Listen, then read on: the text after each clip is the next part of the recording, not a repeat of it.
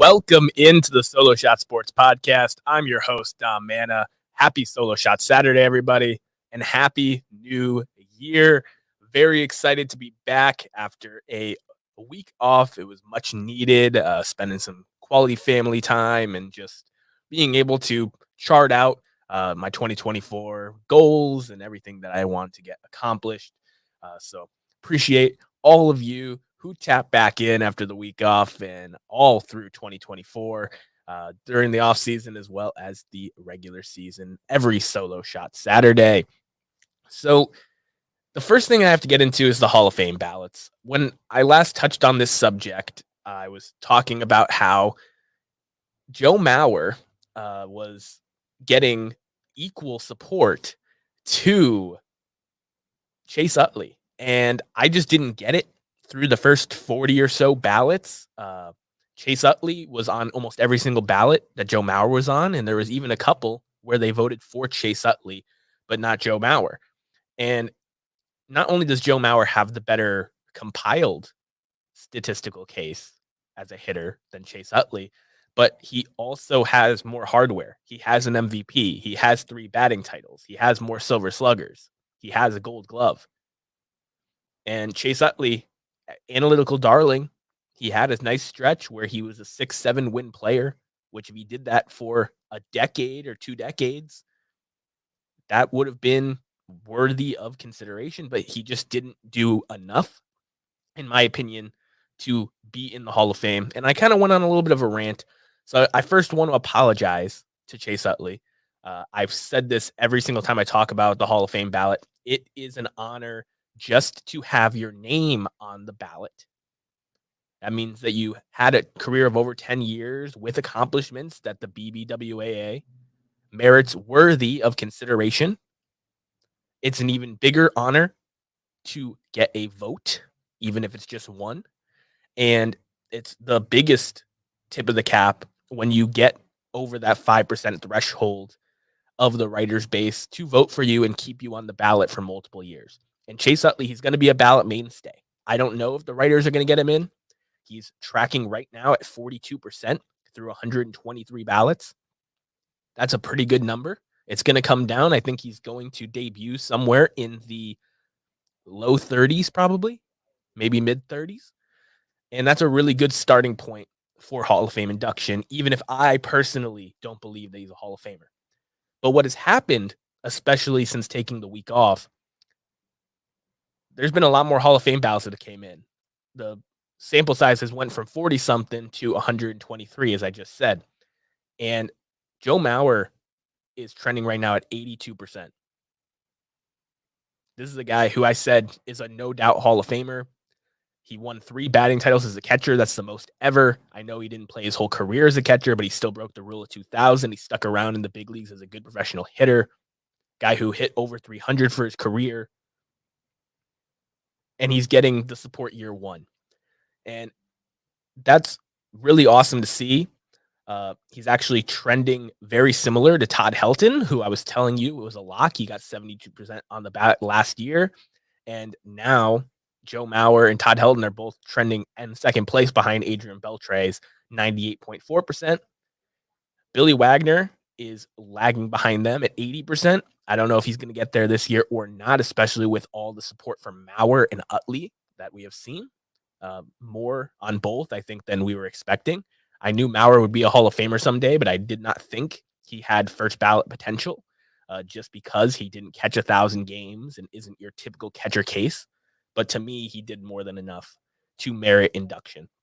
So let's just say Adrian Beltre, he's waltzing in. We have 122 votes. The voter base is usually around 400. So right now we have about 30% of the ballots known. We're about a third of the way there.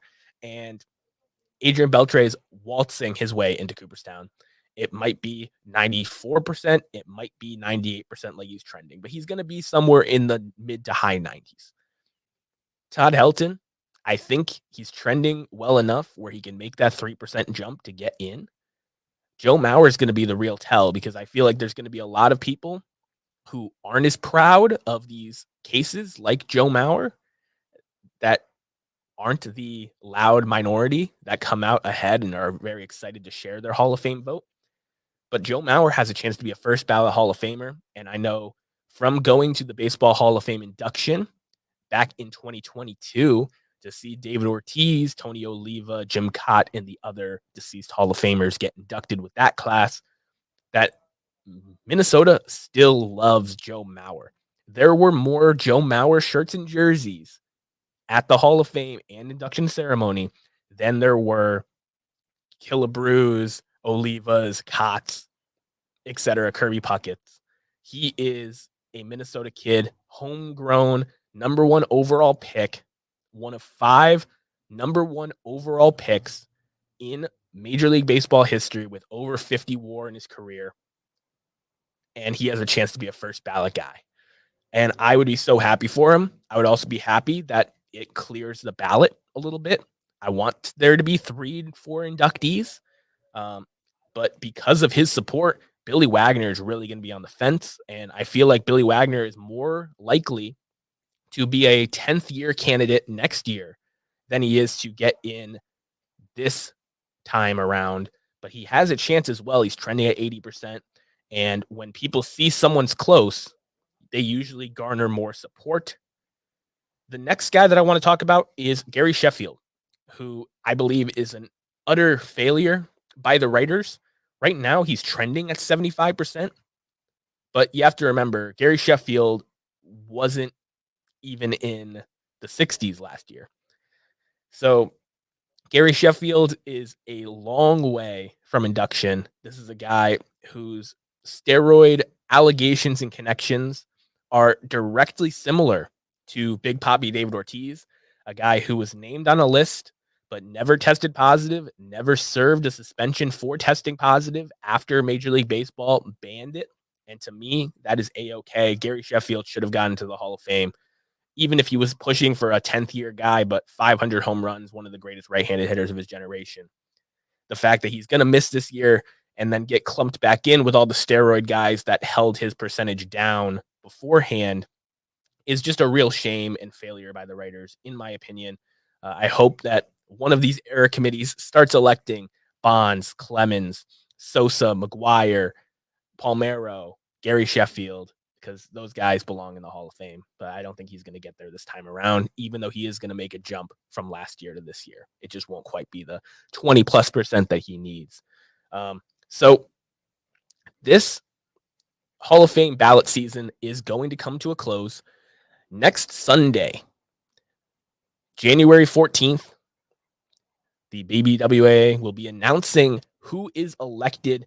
There will be at least one person in, Adrian Beltre. I expect Todd Helton to also be a lock. And right now, it's looking like one of Joe Mauer or Billy Wagner could also get there. And I'm hoping that there's 3+ names, because next year, the ballot gets 2 slam dunk guys again. Ichiro Suzuki and CC Sabathia hit the ballot next year. So that's really interesting. I also think that there are some guys to talk about here. It's looking like Torrey Hunter, Francisco Rodriguez, and David Wright, who is the first-year guy of the 3 that I just named, are on the cusp of not hitting 5%. Those guys are all going to be right around 5%. I personally wouldn't be ashamed if David Wright fell off, but Francisco Rodriguez and Torrey Hunter are guys that seem like really nice era committee candidates down the line. And the fact that they're not going to be able to get their full 10 years on the ballot, I think is a real shame. But who knows? Hunter's trending at 3.3%, Wright at 5.7%, and K-Rod at 7.4%. It's going to be interesting to see how their support goes. I think with the influx of new candidates, they're really suffering because they were fringe guys before, and now you add Adrian Beltre, who's a slam dunk, Joe Mauer, who I think is a slam dunk, but I didn't realize the BBWAA would be on kind of that page of him trending towards first ballot stardom, and obviously Chase Utley has gotten more support than I was initially thinking for his first year. I thought he'd be around 20, 25%, and he's trending to be in the 30s at least. So Lot to monitor, and I will definitely be covering who gets in, who falls off, and next year's candidates when the election is announced. I'm thinking about doing a live stream for that because I'm such a big fan of the Hall of Fame. So definitely stay tuned for that.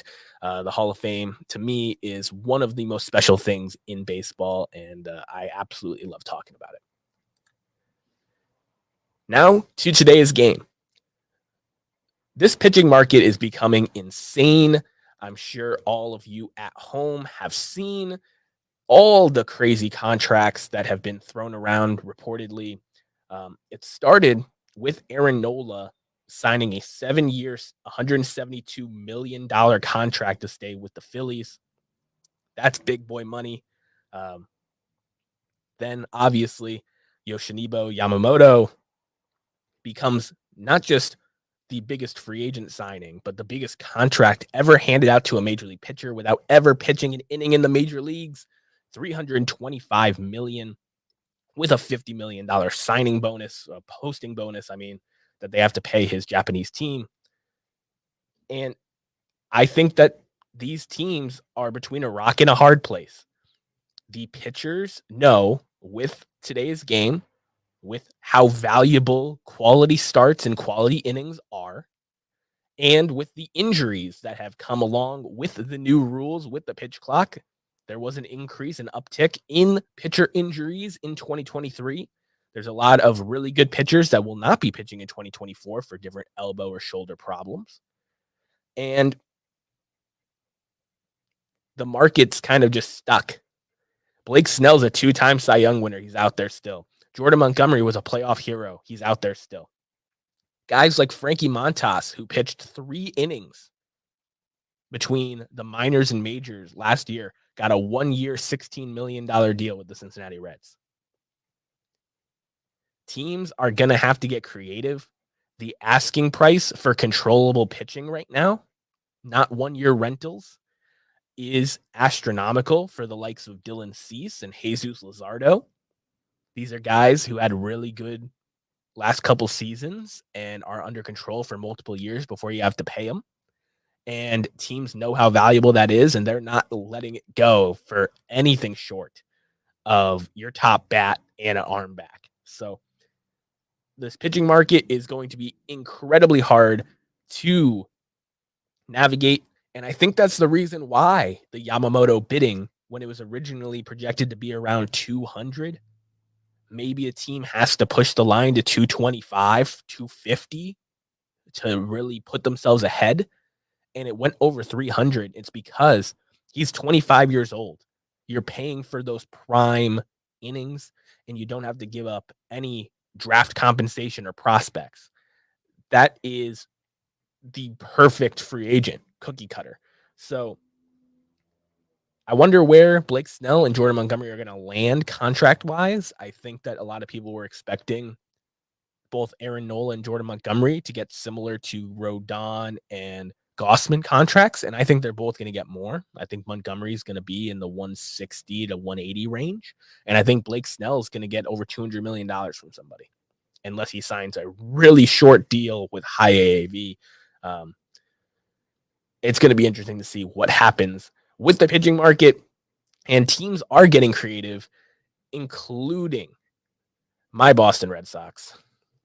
They have made some moves lately, and the biggest one, of course, is Chris Sale getting traded to the Atlanta Braves with cash for Vaughn Grissom, a guy who was once touted as the number 1 prospect in the Braves organization, but because of a below average glove, ended up losing the starting shortstop job to Orlando Arcia last season. Arcia had a really good first half, made the All-Star team, I think undeservingly.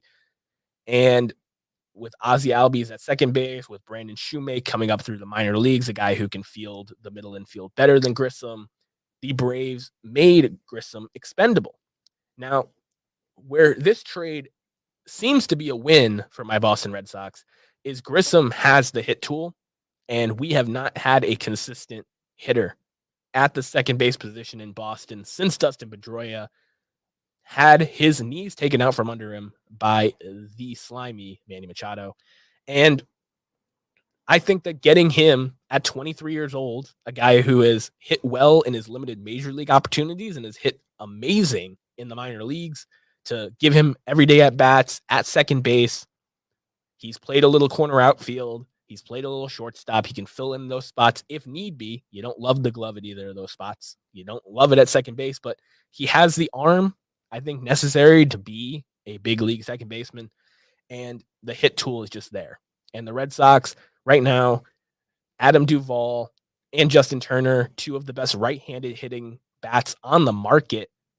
They were the right-handed hitters for the Boston Red Sox in 2023. You're hoping Trevor Story has a bounce back at the plate this year. You're hoping Vaughn Grissom, his now double play partner up the middle, is able to hit well in his first season as an everyday big leaguer. And you bring in Tyler O'Neill from the St. Louis Cardinals as another right-handed bat who has shown 30 home run ability in the major leagues. These are misfit toys in a lot of ways, but the Red Sox, I think, have improved their lineup. And I think that the most important thing is they have some sort of semblance of value and control with these bats, as opposed to the Adam Duvalls and Justin Turners that are 1-year deals or 2-year deals with an opt-out after year one. So it's going to be interesting to see what the Red Sox do with Grissom going forward, because they have two very talented middle infield prospects coming up through the pipeline. Nick York at second base and Marcelo Meyer, their number one prospect, at shortstop. Will Trevor Story move over to second base? Can they trade Grissom after a good year or two? Will they trade Meyer for a pitcher? There's still a ton of possibilities to see, but Trevor Story is going to end up being the shortstop for the Red Sox in 2023. 2024. I projected him when they signed him to kind of be the writing on the wall that Xander Bogaerts wasn't going to be the Red Sox shortstop for the rest of his career, whether they moved him to third base or just flat out traded or re-signed him. So the Red Sox have made some moves, including in this crazy pitching market, signing Lucas Giolito to a 2-year, $39 million deal, or $38.5 million deal. It's about $19 million a year, but there's an opt-out after year one. So the Red Sox, like I said, they sign a lot of 1-year deals or 2-year deals where there's an opt-out or team option for year two. So it's basically a 1-year deal with a little bit of upside or risk. In this case, there's risk. Lucas Giolito, he gives the Red Sox innings. Brian Bayo was the only guy who gave the Red Sox over 150 innings in 2023. And Lucas Giolito comes in the last 4 years, full years in the big leagues, just ignoring the COVID season. He was over 160 every single year. So we like that. The quality of the innings, though, especially in the second half of 2023, were god-awful. He played for 3 different teams. He got traded to the Angels, and then he was part of that amazing salary dump that we all covered and looked in awe of, where he was claimed by Cleveland just to kind of pitch the rest of their season. And he didn't do very well. And he knows that. He knows that he left a lot of money on the table with his second half performance. And this guy has always been touted as a frontline starter, potential future Cy Young winner, Lucas Giolito. And he's had some really good years. But he's more, when he's right, a 2 or 3 starter in your rotation. A guy that can take the ball every 5th day and not mess it up. But he led the major leagues with over 40 home runs given up in 2023. He pitched a lot of innings, but he gave up a lot of home runs. He's a fly ball pitcher coming to Fenway, very small park. The silver linings with this deal is that Andrew Bailey has came over from the San Francisco Giants, and he is a pitching whisperer. And I'm assuming if they were one of the first teams to give interest to Giolito, and they paid him very handsomely, in my opinion, that Andrew Bailey has a plan for him and can at least get him back more towards his old self than his 2023 version. But the biggest thing is the Red Sox are shedding payroll still. Kenley Jansen is likely to be traded before the season starts. I'm assuming they're going to try to restructure with Trevor Story. And the Chris Sale move was to dump $10 million in salary. So it's going to be interesting to see where Giolito ends up. I do think that you're in a case where if he looks like his second half of 2023 self, he's going to just lock in and you're stuck with him for another year. But more likely is we see some kind of improvement, and hopefully it's in the first half of the season, and he ends up getting traded by the Red Sox in this 2-year deal. That's a 1-year deal halfway through the season to try to get some prospects back or a young pitcher or something from a contender. So there's a lot of positives here for the Red Sox.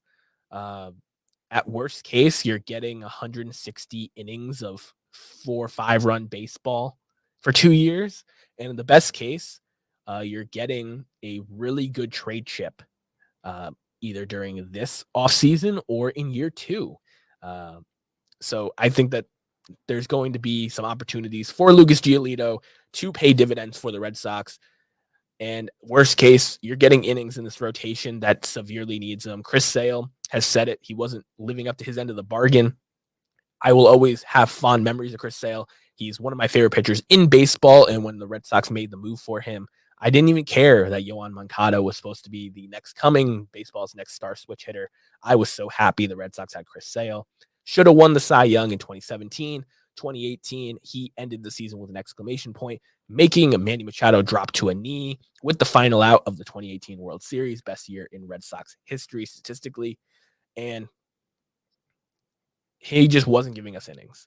So to replace Chris Sale's lack of innings with Giolito's innings, I think is great. But the Red Sox still need another starter. They are the interest kings. They were interested in Yamamoto. They were interested in Aaron Nola. They have had interest in Blake Snell and Amanga, who's the other Japanese pitcher who will not be getting $300 million from anybody, but does expect to get more than he was looking for originally because of that contract.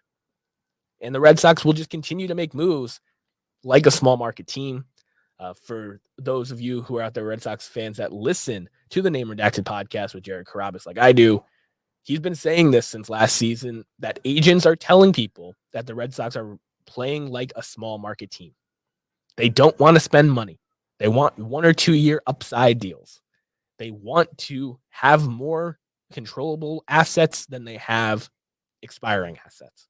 And I don't know what to make of this. The AL East is the best division in baseball. The Orioles have completed their rebuild and have all their young guys in the major leagues. The Rays are a better small market team than you will ever be. And the Yankees and Blue Jays continue to spend money, have amazing hitters in their lineups, and have some pretty good pitching to go along with it. So I don't know what the Red Sox plan on doing.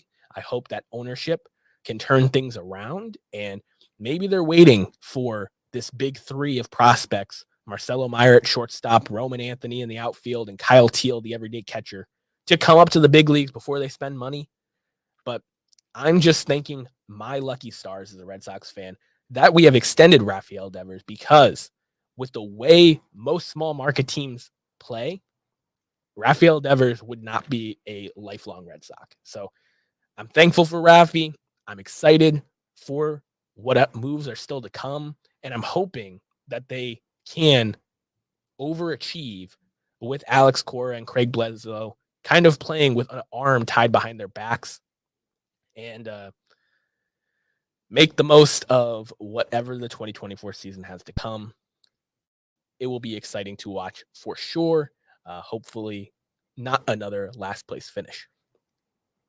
Here at the Solo Shot Sports Podcast, we like to throw it back down the third base line to this day in baseball history. And this day had a ton of Hall of Fame tie-ins here on January 6th that I could have used. Some of them were elections of Phil Niekro in 1997. There was also the election of 4 names in 2016 with Pedro Martinez, Randy Johnson, kind of highlighting the group. And that was all fun and good. There was a big trade that helped the Cubs break the curse in 2012 with the Padres trading Anthony Rizzo and Zach Cates to the Cubs for Andrew Kashner and Kyung Min Na, who's an outfielder. And the Cubs just decided, hey, Andrew Kashner has value. Let's trade for Anthony Rizzo, and the rest is history. Anthony Rizzo helped the Cubs win that World Series, was a fixture in their lineup for a long time, and has put together a borderline Hall of Fame case after getting traded by both the Red Sox and the Padres. And then the Cubs later to the Yankees to this day. But that was a really fun trade. But there was one guy I wanted to highlight, and I think this is something that gets a little overlooked in baseball history. During the World Wars, many major leaguers decided to enlist and serve their country as opposed to waiting for a draft. That is one of the most selfless things that you could think of. The people that are in the 1% that are making really good money deciding to give up their privilege and go serve their country during a time of catastrophe, a time of need. And on this date, Bob Feller was the first player to enlist in the military after the Pearl Harbor bombings for World War II. This is a guy who did not play his ages 23, 24, and 25 seasons, and a good chunk of his age 26 season because he served his country. He loved his country. And this is a guy who, before enlisting in the war, at 20, 21, and 22, he led the big leagues in wins all 3 seasons. He won an ERA title in 1940. He led the league in games started 2 of those 3 years, complete games 2 of those 3 years, including a 31 burger. Innings pitched every single year, 296, 320, 343. And this is a guy who also, in an era where strikeouts were not as prevalent, 4 straight seasons leading the league in strikeouts from age 19 to 22, 240 strikeouts, 246 strikeouts, 261 strikeouts, 260 strikeouts. And you're like, wow, if Yamamoto at 25 dominating like that in Japan got 325 million, what would a 24-year-old, 25-year-old Bob Feller get in free agency with this crazy pitching market? Well, in 1945, when he returned, he only played in 9 games, so I can't really look at that. But you would think, well, he's going to come back. He's going to be a little rusty, but he's still on the younger side. He's 27 years old. He still is in his prime, and he's going to have a really good season. Well, in 1946, when he came back, he won 26 games, making 42 starts, 36 complete games, 10 of which were shutouts. He saved 4 games for good measure. He pitched a whopping 371 innings. I repeat, 371 innings in 1946 at 27 years old, 9 games removed from a 3-year service in the armed forces. He had the most walks in the majors, but he also had the most strikeouts. And I was telling you, he was in the 240 to 260 range before he left for the military. His first full season back from the military, he struck out 348 batters. That is absolutely bananas. This is a guy who was truly an amazing player. And for all of his efforts there in 1946, all the things he led the league in, he only finished 6th in MVP voting because Cleveland wasn't the number 1 team in baseball that year. And there were some other really good Hall of Fame cases in 1946, if you know your baseball history. Bob Feller missed those 3 years in his super prime. He still put together 18 years in the big leagues, a career 63.5 WAR, 266 wins to 162 losses. He won a Triple Crown pitching, 8-time All-Star, 1948 World Series champion with Cleveland a few years after serving the military. And just one of the most overlooked pitchers, I think, in the history of baseball. Bob Feller, it is said here in the hobby world, I love to collect baseball cards and autographs, that Bob Feller has signed more things in the world than there are things in the world that have not been signed by Bob Feller. His autograph goes for pennies because he was such a big fan of his fans that he would not say no to anybody. He signed for restaurants, he signed for kids, he signed for old people. It did not matter. If you wanted his autograph, he was honored and he signed it for you. There's so many Bob Feller autographs out there. And pitchers in general just don't seem to get the love. This is a guy where if he didn't miss those 3 years, he would be well over 300 wins in his career. And I think most so. He still struck out 2,581 batters. He would have been, with those 3 seasons when he was averaging 250 a season, he would have been well over 3,000. He might have even pushed for 4,000 strikeouts. Well before that was the name of the game. So do yourself a favor over this snowy weekend. I know a lot of you, like me, are also getting hit by a nor'easter. Go and check out Bob Feller's baseball reference page. You will not regret it. A true baseball hero putting his stardom, his young stardom, on the line and going to serve his country after a direct attack from Pearl Harbor on this date in 1941. I appreciate each and every one of you that caught this live, as well as all of you who will listen to it while you're snowed in or during your work week. It's so great to get back. I have a lot of amazing things planned for 2024, and I'm excited to follow all the Hall of Fame news, free agency news, trades, as well as everything leading into spring training and the 2024 baseball regular season. For more baseball content, you can check me out on the app formerly known as Twitter at DominicMana44. Happy Solo Shot Saturday, everybody. Hope you have a great week, and I will catch you guys in the next one.